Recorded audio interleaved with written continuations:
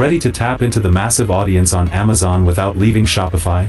You can sell on both channels and manage it from one place. I'll show you how. Welcome back to Guide with Samuel. By integrating Amazon with Shopify, you can list your products on Amazon and fulfill orders through your Shopify admin. Start by installing the Amazon by Codisto app or a similar one from the Shopify App Store. You will then connect your Amazon Seller Central account and map your Shopify products to existing Amazon listings or create new ones.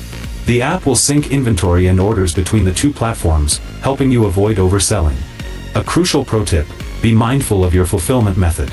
If you use Fulfillment by Amazon, FBA, you'll need a robust app or process to sync inventory levels accurately. Mismanaged inventory can lead to penalties on Amazon. And just like that, you've just expanded your business to the world's largest marketplace.